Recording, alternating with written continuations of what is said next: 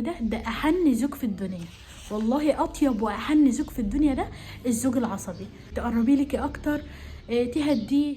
زوجي عصبي جدا وممكن يغلط وبيقول كلام غلط. طب نعمل ايه مع الزوج العصبي ده؟ ونتعامل ازاي صح، وازاي يعني نكسب الحوار والعصبيه والكلام ده نكسب قلبه ازاي؟ تابعوني.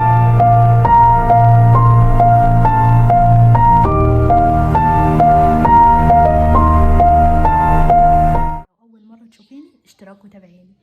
الزوج العصبي نتعامل معاه ازاي؟ وقت العصبيه ده اصلا المفروض ان انت تبقي هاديه.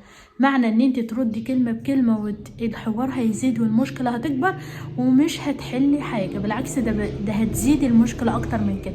فاحنا وقت العصبيه نقول نعم، نقول حاضر، بس تسكتي خالص ما ترديش. ان قالك اللون ده اخضر، هو اخضر، اخضرين 10، قولي له ماشي. ان قالك اي حاجه وقت العصب، انت اصلا ما يتعصب يعني مثلا بيقول كلمه كده او بيعمل حركه او يعني لغه الجسد عنده وتعبيرات وجهه بتتغير وقت العصب، فانت ساعتها بتعرف ان هو لا، كده حاله العصبيه جاءت. يبقى احنا كده هدوء تام. تبصي له بس هو يتكلم ويعمل ويزعق لك ويعمل، انت بس لو بصيتي له نظره كده اللي هو ايه، يعني انا حبيبتك، انا زوجتك، يعني تكلمني انا كده او تقولي انا الكلام ده، او مثلا تتعامل معايا انا كده. الانثى الرقيقه الجميله الهاديه ما يتقالش معاها المعامله دي، تمام؟ بس انت ما تتكلميش، هي بس النظره دي زي نظره عتاب، نظره حب، نظره اللي هو مش انا حبيبتك، مش انا اللي تعمل معايا كده، فاهماني؟ فانت تبصي له بس النظره دي وتسكتي وتسيبيه يهدى خالص. وقت العصبيه ده ما تتكلميش معاه في اي حاجه ولا تعرضيه ولا اي حاجه، اللي هو بيقوله صح حتى لو غلط هو صح، تمام؟ لان هو وقت العصبيه هو مش واعي، هو مش مركز هو بيقول ايه، هو بس يعني الغضب مسيطر عليه. ف استني في وقت هادي كده وجميل، وهو خلاص هدي، تقولي له بقى بصي حبيبي المفروض كنا نعمل كذا، بس اللي انت شايفه تمام، انت برضو الامر يرجع له، فاهماني؟ ما تفرضيش عليه حاجه، الراجل ما بيحبش اللي هو ان هي مراته تفرض عليه او كده والحكم عليه والكلام ده، لا، الراجل مهما كان راجل، والرجال قوامون على النساء، ليه قوامه وليه مكانه كده. هو ما بيحبش حد يحسسه بحاجه كده، ما يحبش يحس ان زوجته احسن منه في حاجه او الكلام ده، لا، ما بيحبش كده ابدا. خليكي معاه زي ما هو عايز، انت بس هيطلب رايك مثلا في حاجه، انت تقول له رايي كذا حبيبي، بس انت اللي انت شايفه برضو، تمام؟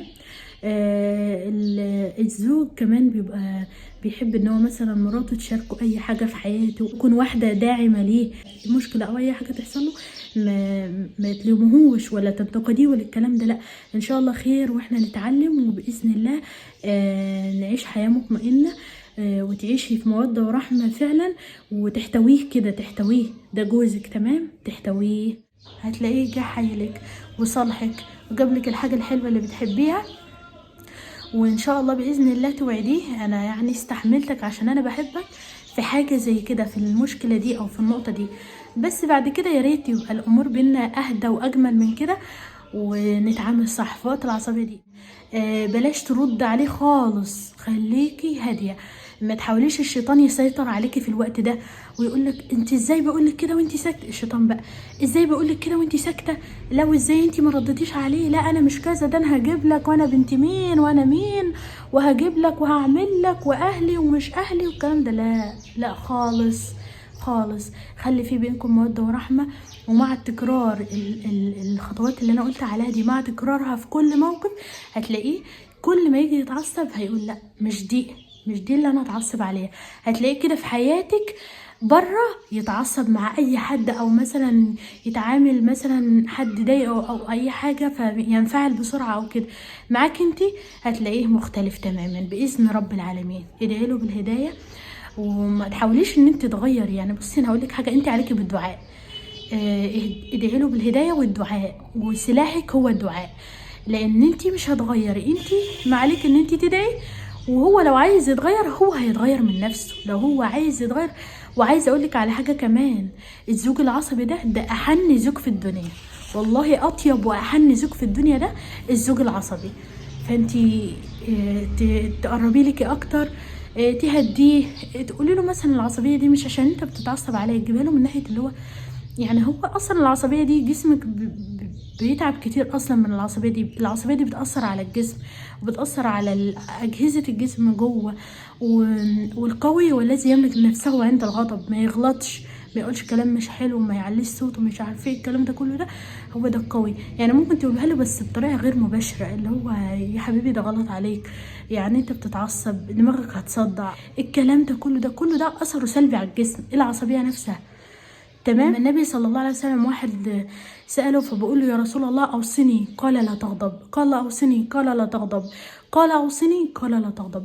إن شاء الله بإذن الله هنعمل حلقة، هنعمل فيديو عن الغضب وأثره على جسم الإنسان وأثره على حياتنا عامة بإذن رب العالمين، وإزاي نتخلص من الغضب والعصبية والكلام ده كله ده بإذن رب العالمين. لو عجبك الفيديو تعملي لي لايك، ولو أول مرة تشوفيني اشتراك وتابعيني. والسلام عليكم ورحمة الله وبركاته. سلام.